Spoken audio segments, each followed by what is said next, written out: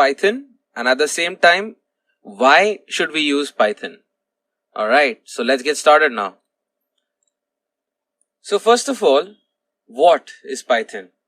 So Python firstly was created by Guido van Rossum and it was released in 1991.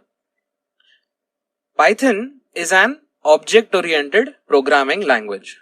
So when I say object-oriented programming language, what do I mean? So this is for the beginners who don't really have any knowledge about coding and are just starting off. So object-oriented programming is a way of writing a computer program where you use objects to stand for datas. Alright, so when I basically say that, when you write a certain list of instructions for a computer, you're telling it to do a certain thing. That is called as procedural programming. Alright, but in object-oriented programming, the computer program uses objects to talk to one another. Alright, so that the data can be changed and the object can work in a certain way that the user will want.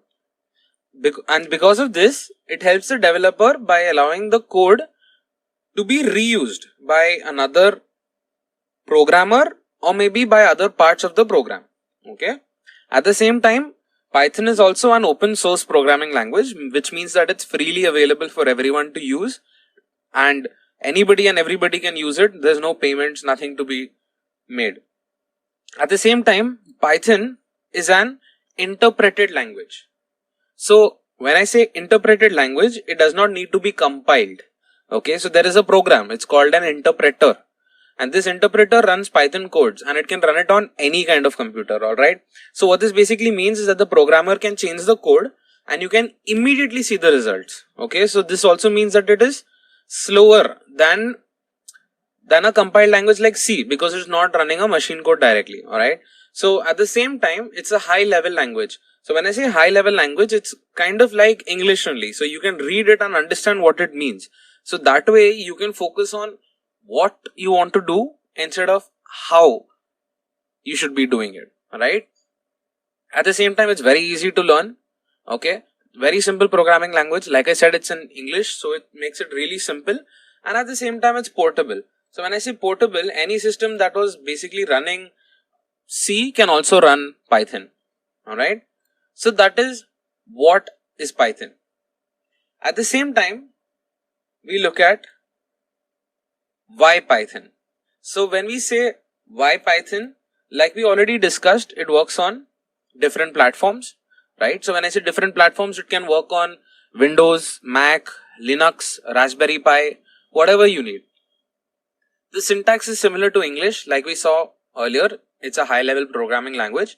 So if you can read it, you can understand it very simply. Codes in a fewer lines. So like the very simple code, which is the hello world code, can be literally printed in one single line. That's how simple the codes are. So this syntax, the syntax that is available inside Python allows the developers to write the program with very minimal lines of codes. Alright. So this makes it easier to maintain, manage and like work with it. Then when we talk about the execution speed, it runs on an interpreter system. So what it means is that the code can be executed as soon as you write it. Okay, so what benefits you get out of this is that your prototyping can be really quick. So you can write a code, you can check immediately if it's right or not. And if it isn't, you can just immediately make the changes or corrections and move on. At the same time, it can be treated in a procedural way. You remember I told you during object-oriented programming that object-oriented programming uses objects, but if you have a certain steps that you're telling the computer to do or a list of instructions, that is a procedural way of working with it, right? So basically Python can be treated in a procedural way, an object-oriented way or a functional way, alright? At the same time, there are a lot of libraries that you can use which make your coding even more easier for you. Alright, so just some things to tell you just before we wrap up this lecture. These things will be good for you to know is that the most latest version of Python is Python 3, which is what we'll be using. Alright, Python 2 is there, although it's not very updated or anything. Other than the security update, it is still quite popular. but we'll be making use of Python 3. Alright, so that's that. And lastly, wanting to tell you what you can do with Python. It can be used for web development, can be used for software development, for mathematics, can be used for machine learning, where you can train a machine, right? And the machine will do stuff for you. That is where artificial intelligence also comes in. Then your audio and video applications, or if you want to create a gaming program, a networking program, a developer GUI, which is a graphic user interface.